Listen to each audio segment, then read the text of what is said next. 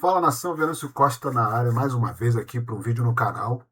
A gente ia tentar fazer uma live, mas infelizmente não deu certo, então vamos gravar o vídeo aqui para a gente poder falar sobre os assuntos do Flamengo, principalmente os assuntos mais latentes aí, o que está acontecendo, a novela que a gente está vendo acontecer aí, Thiago Almada, Luiz Henrique, Boto, BAP, enfim, vamos falar de muita coisa aqui. Primeiro eu quero pedir para você se inscrever aqui no canal, deixar o seu like no vídeo, tá certo? Porque se também puder dar aquela moral pra gente aqui, compartilhe o vídeo com os amigos, manda o vídeo para quem você achar que pode mandar, para poder ter acesso às informações aqui também, tá? E se você quiser colaborar com o nosso canal, tem a nossa chave Pix aqui para você colaborar com qualquer quantia que você puder, beleza? Será muito bem-vindo, será muito bem aceita, ajudará muito o nosso canal. O canal ainda está em fase de criação, né? Está começando a fomentar o canal, a gente está começando a fazer os vídeos, trazer as informações aqui para vocês. E a gente vai começar a trazer lives também, formatos de lives, tá? Todos os dias, de segunda a sexta, às 4h30 da tarde. Teremos live, tá? Todos os dias, às 4h30 da tarde. E voltaremos também às 11 horas da noite. Então, todo dia, 4h30 da tarde, até umas 5h30. E depois de 11 da noite até meia-noite e meia, mais ou menos, para a gente continuar os assuntos aqui. A gente vai fazer nesse formato cortado, porque pô, a gente tem canais de outros amigos, a gente não quer atrapalhar ninguém, tem vaga para todo mundo, tem espaço para todo mundo, mas o importante é a gente estar aqui falando sobre o Flamengo, beleza? É isso. Dado o recadão aqui para vocês, vamos falar sobre a situação. Eu participei ontem do canal do meu amigo Deco, Deco SRN, na live que eles fazem todas as terças-feiras, né? Inclusive, se você não conhece o canal do Deco, vai lá, Deco SRN, se inscreve lá no canal, um canal com um conteúdo absurdo de bom. O Deco conhece muita coisa, Marquinhos também conhece muita coisa, tem o Fábio também que ajuda, fora os convidados que comparecem lá, meu amigo Marcelo Lobato está sempre lá também falando sobre o Flamengo, tá trazendo as análises, trazendo opiniões, que também é importante. E aí lá no canal a gente conversou muito sobre essa situação da novela que está acontecendo com o Flamengo, principalmente da postura do BAP e do Boto, tá? E o que a gente vem falando muito, que muita gente vem reclamando. E assim, gente, a análise que eu fiz lá foi muito simples, até porque não tem muito o que se inventar. A gente está vendo o que está acontecendo. Então fica fácil de falar sobre. E o que deu para perceber é que está todo mundo perdido ali dentro. O BAP está perdido porque ele é o comandante de tudo, foi ele que trouxe o Boto para cá, para o Flamengo, tá?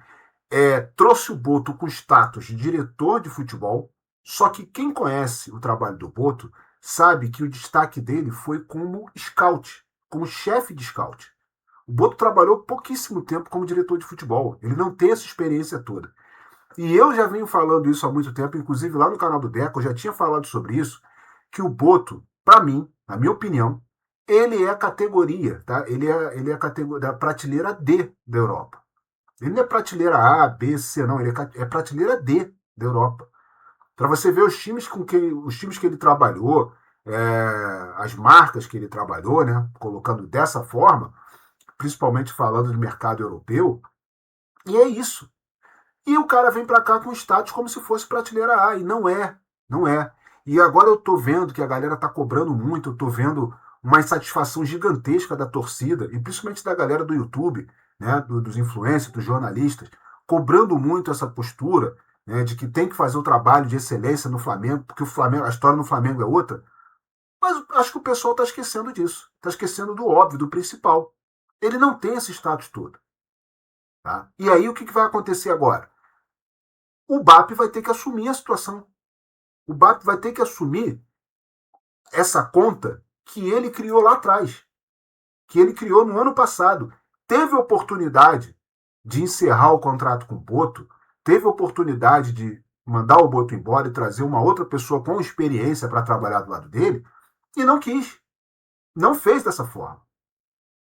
Quem vai segurar essa paçoca toda é o BAP. Eu tô vendo muita gente colocando culpa no Leonardo Jardim, no Leonardo Jardim. Tô vendo o pessoal martelar muito o Boto, com razão, porque o trabalho dele é muito fraco, mas eu tô vendo pouca gente falar do BAP.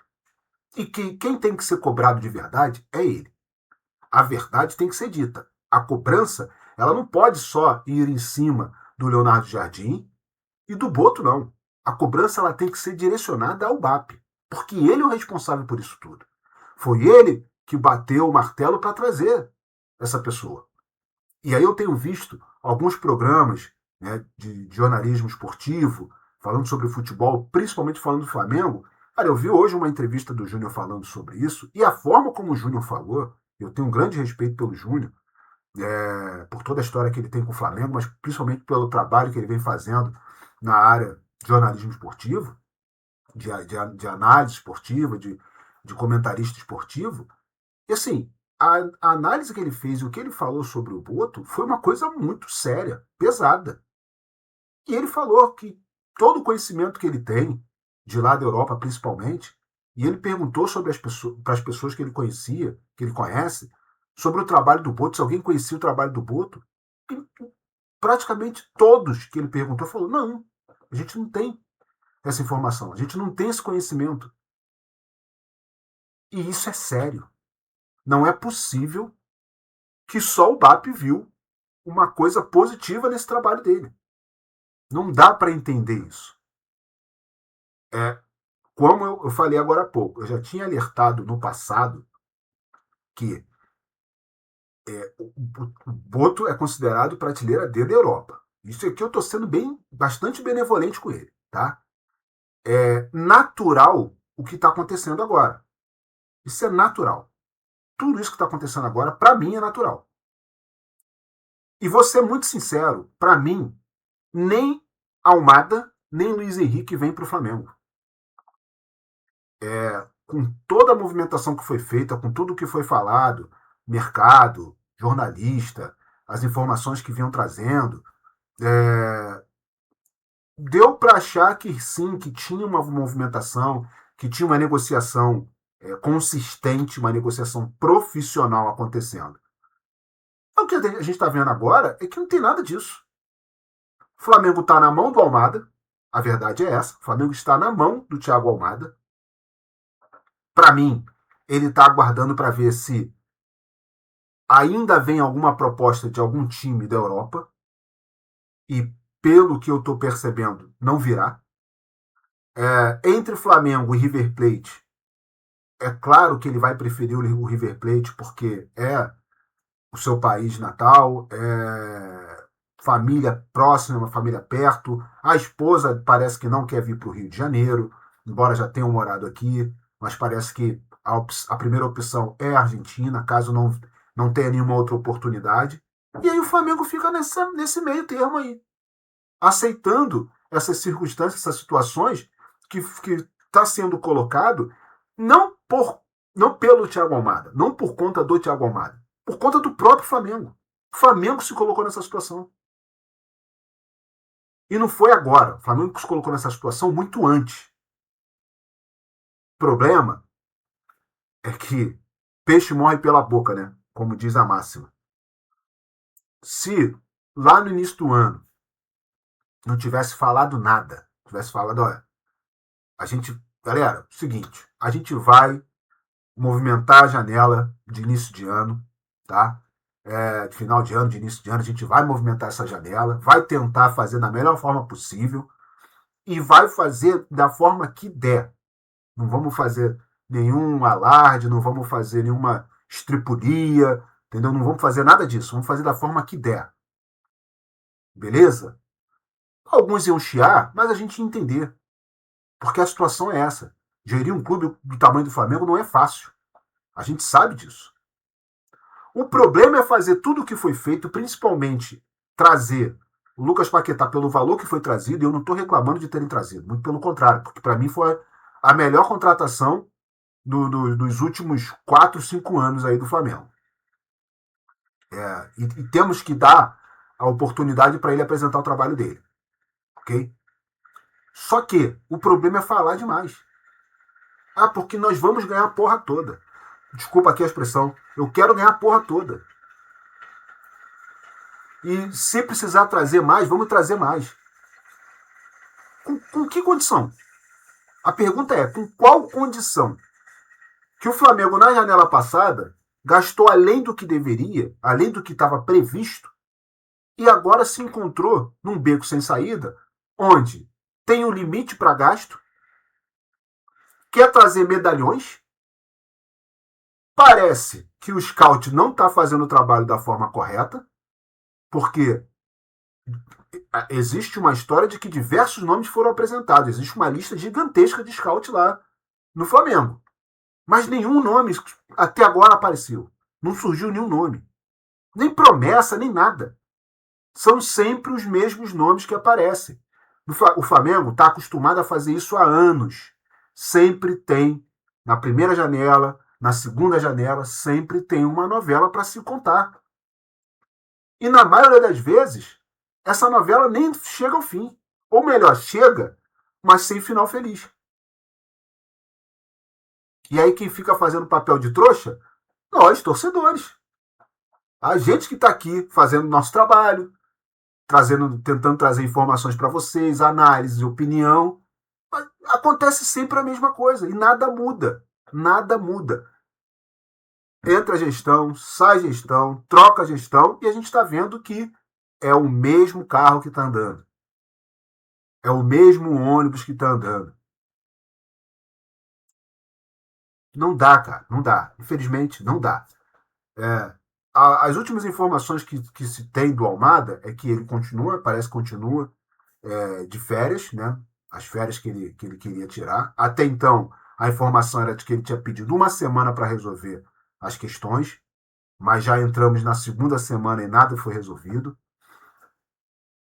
Para o Flamengo contratar alguém para ser utilizado ainda na Libertadores nessa próxima rodada, a inscrição deverá ser feita até sexta-feira. Sexta-feira, dia 7. Sendo muito sincero, não acredito que consiga. E aí piora a situação. Porque caso não consiga o Almada, a história é que tem um plano B. E quem é o plano B? O Luiz Henrique. Só que eu nunca vi alguém tentar construir um plano A e tentar atingir esse plano A entendendo que não está dando certo, ir para um plano B, onde o plano B é mais caro que o plano A. O plano B é mais difícil que o plano A. Porque se está difícil a situação do Almada, esquece a do Luiz Henrique, porque é muito pior. O valor é maior, as condições são piores. A gente sabe do histórico de negociação com esse clube, que o Luiz Henrique está, que é o Zenit. O Flamengo não tem um bom histórico de negociação com esse clube. Todo mundo sabe disso, a realidade está aí para todo mundo ver. Não é de hoje. Essa não é a primeira novela em relação a esse clube. Todo mundo está vendo o que está acontecendo. E aí, para mim, de verdade, mais uma vez, vou dar mais uma opinião aqui. Está sendo criada uma cortina de fumaça justamente para tentar ludibriar os torcedores, né? Supostamente, vamos colocar dessa forma, para se por acaso acontecer alguma coisa no decorrer das próximas semanas aí, por exemplo, o Flamengo não se classificar na Libertadores. Ah, impasse, o embate em relação às negociações não foi da forma que a gente gostaria, não foi do jeito que a gente queria, mas a gente também tem limitações, enfim. E é isso que está acontecendo. A gente está vendo um grupo de perdidos comandando o maior clube da América. O Flamengo é o maior clube da América. A verdade é essa. A maior torcida, a maior arrecadação da América do Sul, né? Vamos colocar assim. A maior arrecadação, as melhores receitas. Só não tem a melhor média de público. Só não tem a melhor média de público. E não tem porque não sabe fazer. Vamos deixar isso muito bem claro aqui. Não tem porque não sabe fazer. Porque se soubesse, faria. Vai ver lá como é que é no River. Não dá para entender. E aí, a gente tem que ficar aqui aceitando essa situação. O Flamengo está às portas de repetir um ano de 2023 mais uma vez. Só não vai ser pior do que o ano de 2023, porque esse ano nós ganhamos o Campeonato Carioca. Só não vai ser pior por conta disso. E o pior de tudo, no ano de 2023, na Libertadores, a gente teve uma fase de classificação conturbada, problemática. Esse ano não. Esse ano, a primeira fase da Libertadores do Flamengo foi tão boa ou igual à de 2002, de 2022, perdão, onde nós fomos campeões. E depois de tudo que nós fizemos na fase classificatória, chegar agora nas eliminatórias, a gente sair no primeiro jogo para uma equipe que nem está tão bem assim, mas está se articulando no mercado. Melhor do que o Flamengo, por exemplo. Inclusive, melhor do que o Flamengo. A gente está vendo clubes com problemas financeiros sérios, graves, que está fazendo um trabalho no mercado melhor do que o Flamengo. Eu não sei que limitação é essa que o Flamengo tem, onde não consegue trazer jogadores que têm capacidade de fazer um excelente trabalho, um ótimo trabalho, daqui da América do Sul, por exemplo, que não sejam medalhões. A gente está vendo clubes brasileiros fazendo isso. Olha o que o Atlético Paranaense fez, cara, com Viveiros. O cara está dividindo a artilharia do campeonato com Pedro. Com o Pedro.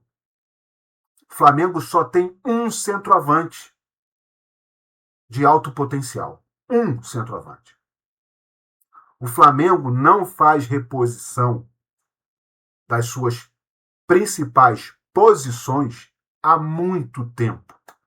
O Flamengo não conseguiu até hoje fazer uma reposição para a posição do Arrascaeta, por exemplo. Não é para o lugar do Arrascaeta, não. É para a posição do Arrascaeta, a posição original do Arrascaeta no Flamengo. O Flamengo não conseguiu repor até agora. E o Arrascaeta nem nela joga mais. O Arrascaeta hoje joga como um segundo atacante. Jogador de área. Ele não é mais aquele meio armador, criação. Ele não é mais esse jogador. O Flamengo perdeu o Everton Ribeiro e não repôs o Everton Ribeiro. O Flamengo vem numa toada de fazer adaptações há muito tempo. O Flamengo teve que fazer uma adaptação com o Gerson, que voltou para poder assumir aquela responsabilidade que o Everton Ribeiro tinha, de também fazer criação, de ser o cérebro do time. E o Flamengo não conseguiu resolver isso. Cara, isso é inadmissível. Não dá pra gente aceitar isso como se fosse algo normal, como se fosse uma coisa que é natural acontecer. E a gente está vendo tudo acontecer novamente. Mais uma novela para ser contada. Uma novela que não termina, que o número de capítulos é maior do que deveria ser.